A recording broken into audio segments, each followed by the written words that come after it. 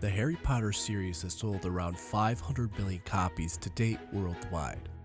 Between the movies, books, theme park, and memorabilia, the Harry Potter brand is worth an estimated $25 billion. Can that success be explained simply as magic? Hardly. I'll share how Harry Potter rose to the top by aligning with tradition. And stick around to find out how Harry Potter author JK Rowling's preparation helped her write the story. The Harry Potter series concept is not new or wholly original. Instead, Harry Potter is successful because it is a phenomenal addition to the stories and the traditions of British children's literature with a strong grounding in the classics. This was all done by design, both consciously and unconsciously. It is as if Joanne Rowling's stories fit all the specific beats or set of sequences that have to happen in order for a novel to fit within British folkloric tradition. For example, Rowling said, taken horrible liberties with folklore and mythology. But I'm quite unashamed about that because British folklore and British mythology is a totally bastard mythology. You know, we've been invaded by people, we've appropriated their gods, we've taken their mythical creatures and we've soldered them all together to make what I would say is one of the richest folklores in the world because it's so varied. So I feel no compunction about borrowing from that freely, but adding a few things of my own. Classics such as the Iliad guided Rowling. Saving Cedric's body resembled the actions of Hector, Achilles, and Patroclus in the Iliad. Rowling said, that's where it came from. That really moved me when I read that when I was 19. The idea of the desecration of a body, a very ancient idea. I was thinking of that when Harry saved Cedric's body. And Shakespeare's Macbeth influenced Rowling. What if Voldemort never heard the prophecy? She said. It's the Macbeth idea. I absolutely adore Macbeth. It is possibly my favorite Shakespeare play. And that's the question, isn't it? If Macbeth hadn't met the witches, would he have killed Duncan? Would any of it have happened? Is it fated or did he make it happen? I believe he made it happen. Further allusions to other works were magical visitors arrive to brighten up a dull life like P.L. Travers. There's a wondrous world living in secret all around like Roald Dahl. Young characters go off to boarding school like Charles Dickens, C.S. Lewis, and other authors.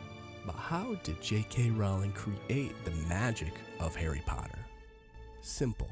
Rowling observed how the masters before her wrote stories.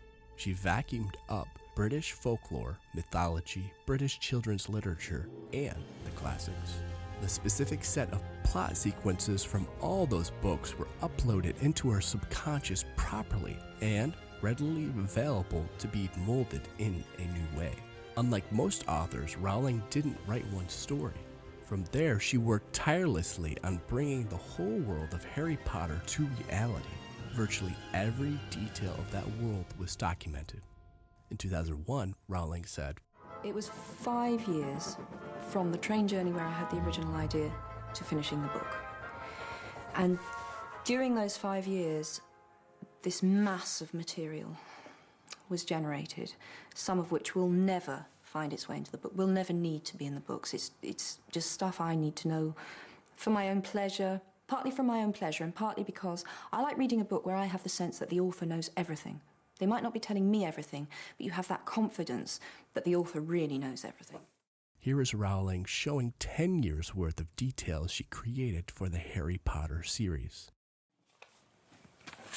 Okay, so this is, to the untrained eye, might look like a pile of waste paper, but this is 10 years' work. As you can see, I file meticulously, and I know where every single piece of paper is. But I've dragged out a few bits and pieces. So this is the name of everyone in Harry's year.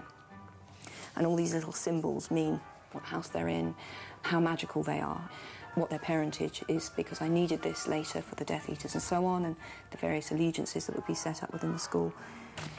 I like this. This was 98, and this was me trying to find words for the Dementors. So I have all these Latin words written all over the inside of my diary. I used to cover just about anything with writing, as you can see. Talk about a fanatic for the details. Rowling added, It felt as though I was carving a book out of this mass of notes, and that's in effect what I did. It was a question of condensing and editing and sculpting a book out of this mass of stuff that I had on Harry. In a sense, the whole Harry Potter series came to JK Rowling fully formed. Barry Cunningham, her publisher, And I said, said, well, I think just get the first one out first and then we'll think about that. But then she proceeded to tell me the story of all the books and how Harry would actually grow up. That was very kind of revolutionary in those days because mostly sequels would just be the same book set in a different environment. Rowling owned the role of a British children's fantasy writer with everything that it entails. She wrote a British children's fantasy series better than anyone before her. That is how great artists steal, by being conscious participants in their own cultural context. Important to that process, however, is elevating the art with their own unique contribution. Rowling's contribution elevated her tradition spectacularly. JK Rowling isn't alone. All intelligent fanatics follow the same path. We wrote a model study on properly aligning with tradition. We also outlined 9 examples of business with our book Standing on the Shoulders of Giants. Members get the ebook and study free along with our growing library of content. See all the links below in the description.